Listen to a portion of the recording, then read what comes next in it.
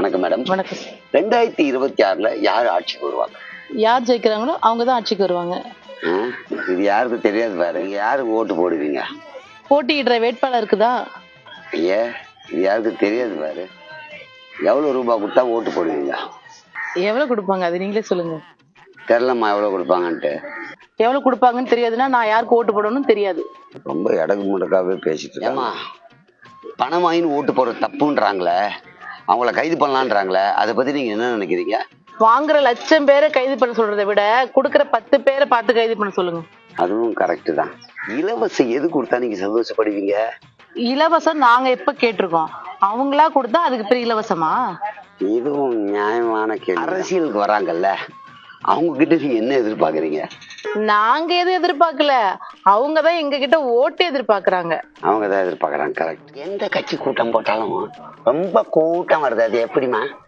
ஒரு நாள் வேலைக்கு போய் சம்பாதிக்கிற வருமானத்தை விட இந்த மாதிரி கூட்டத்துக்கு போனா சம்பளம் ஜாஸ்தியா தராங்க, அதனால கூட்டம் வரதான் செய்யும். ஓ, அப்ப கட்சி கூட்டம் இல்ல, வேலை வாய்ப்பு. இது நீங்க ஓட்டு போட்டுருப்பீங்களா, அந்த அனுபவத்தை சொல்லுங்க. நான் 3 ஓட்டு போட்டிருக்கேன். ஐயோ, ஏன் பதறீங்க? 3 ஓட்டு தானே போட்டிருக்கேன். கள்ள ஓட்டு, திருட்டு ஓட்டு, தெரிஞ்சா உன்னை உள்ள புடிச்சு போட்டுருவாங்க. என்னையா உள்ள பிடிச்சு போட போறாங்க? கவுன்சிலருக்கு ஒரு ஓட்டு, எம்எல்ஏக்கு ஒரு ஓட்டு, எம்பிக்கு ஒரு ஓட்டு, 3 ஓட்டு தானே. ஓ, நீங்க அப்படி சொன்னீங்களா? 3 ஓட்டுன்னு பதறிட்டேன். சட்டு புட்டு யோசிக்கலுங்க, எனக்கு நிறைய வேலை இருக்கு. நிறைய வேலை இருக்கு அவனுக்கு. 10 வீட்டுல போய் 10 பாறை ஜெயிக்கிறது நிறைய வேலையா. 18 வயதுக்கு மேல் தான் ஓட்டு போடணும் அப்படி இருக்காங்க. அதை நீங்க எப்படி பாக்குறீங்க? சார், 18 வயசுக்கு மேல அவன் குடும்பத்தை நிர்வாகம் பண்ண தெரியுமா? அதுக்கு நீங்க என்ன பதில் சொல்றீங்க? அது மாதிரி சொல்லுங்க. அவன் குழந்தைமா, அது பொண்ணா இருந்தாலும் ஆனா இருந்தாலும் 18 வயசு. அவங்களுக்கு ஒண்ணுமே தெரியாத, உலகம் தெரியாத ஒருத்தருக்கு எப்படிமா குடும்பத்தை நடத்த முடியும்? உலகம் தெரியாதுன்ட்ட, வீட்டு நிர்வாகமும் தெரியாதுன்ட்ட, நாட்டுக்கு தலைவரை மட்டும் எப்படி தெரிஞ்சிருப்பான்? சரியான கேள்விங்க. தேர்தல் நேரத்துல கட்சியும் கூட்டணி அமைக்கிறாங்கல்ல, அத பத்தி நீங்க என்ன நினைக்கிறீங்க? சொல்றேன். யார் சீட்டு அதிகமா தராங்களோ அவங்க கூட சேர்றாங்க. இதுல நாட்டு மக்களுக்கு எப்படி நல்லது செய்வாங்க? நாம பதில் சொல்றீங்க. சுத்தி போடணும், போட முடியாது, ஏன்னா நீயே பூசணிக்கா சைஸ்ல. அது விடுமா, 5 வருஷத்துக்கு ஒரு தடவை எலெக்ஷன் வைக்கிறாங்களே, அது ரொம்ப கஷ்டமா இல்ல? வருஷம் வைக்கலாம்ல.